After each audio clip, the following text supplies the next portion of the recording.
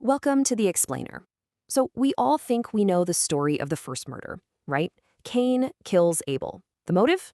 Jealousy. End of story. But what if there's more to it?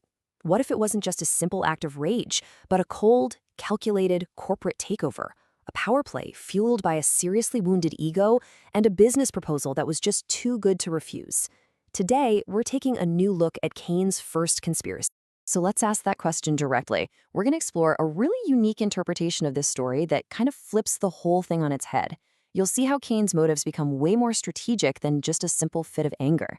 This is a story about business, about power, and yeah, about a very, very tempting job offer. All right, so where does all this kick off? Well, it starts with a scene we all know. Two brothers, two offerings. Cain, he's the farmer, he brings the fruit of the ground, God rejects it. Abel, the shepherd, brings the best of his flock, and God accepts it. That one little act of preference, well, that's what lights the fuse. Now, this rejection wasn't just a minor setback for Cain. The source material is really clear on this. It was a deep personal wound to his egotistical vanity. And that festering anger, that feeling of being wronged, it created the perfect opening, this fertile ground for the really dark ideas that were about to be planted. Think about this for a second. This is a pretty stunning claim. The text suggests that even before the murder, Cain's loyalty had already switched. Why? Well, Lucifer's argument, basically asking, why wasn't your hard work good enough? It spoke directly to that wounded ego. In that moment, with his pride on the line, the deal was pretty much sealed in his heart. So picture this. Cain is storming away from the altar, absolutely seething with resentment. And right there, at his lowest point, he is immediately presented with two completely different paths forward. He gets two very, very different proposals from two vastly different powers. First up, you've got the offer from God, and it's a direct warning. God says, look, Satan is targeting you. He's at your door. But here's the thing. It's not just a warning. It's an offer of empowerment. God is telling Cain, you are strong enough to beat this. You can rule over him. This is the path of redemption, a chance to rise above it all. And then comes the other offer. And this is where the story gets really interesting. Because in this view, Satan isn't some all-powerful mastermind just tempting people for fun. No, he's more like a failing CEO. He's losing the war for humanity's soul because, frankly, he just doesn't understand mortals. So he needs an insider. He needs a general manager. And in the angry, egotistical Cain, he sees the perfect candidate to turn his whole operation around. So there it is. Cain is standing at the ultimate crossroads. He can choose God's path of forgiveness and the power to overcome his own demons, or he can listen to the adversary's very, very intriguing business proposal. And this right here is the absolute key to understanding his choice. For a guy with an ego as big as Cain's, God's offer of forgiveness almost sounds like an insult, right? It implies he's done something wrong. But the idea that this powerful being, Lucifer, wouldn't just tempt him, but would bargain with him, would beg for his help, wow, that was intoxicating. It fed his vanity in a way that righteousness just never could. And just like that, the choice is made. He completely shuts out the voice of God. He even turns his back on his own brother, Abel, who was just trying to talk some sense into him. The door to redemption, it slams shut. Cain's path is now set in stone.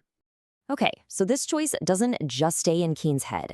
It escalates, and fast, into a formal, secret conspiracy, one that's bound together by a terrifying oath. Satan is now ready to bring his new hire on board, and that means revealing the company's biggest trade secret. It's a whole methodology for taking a human life, but not just for the sake of it. It's for profit, to get gain. And anyone who masters this dark art earns a special title, Master Mahan. So Lucifer lays the contract out on the table. The terms are simple, but absolutely brutal. There's a non-disclosure agreement, and the penalty for breaking it is death. In exchange for this absolute secrecy, Satan promises to deliver exactly what Cain wants most, his brother's wealth, by delivering his brother right into his hands. Now, this is where you can really see Satan's strategic thinking. It's actually kind of brilliant in a terrifying way. He knows he can't risk Cain acting alone. I mean, what if another family member finds out and wants revenge? The whole enterprise would just collapse. He doesn't just need one murderer. He needs to build a whole corrupt network. So let's just walk through the business plan here. Step 1, the motive. Simple greed. Cain wants Abel's stuff. Step 2, the oath. This is that lethal non-disclosure agreement we just talked about. Step 3, the conspiracy. This is crucial. You have to bring others in on the secret to make sure nobody can retaliate. And finally, step 4, the agreement. This is the final handshake, where Lucifer basically makes Cain his official partner. And man, does Cain hit the ground running as general manager. He immediately proves his worth.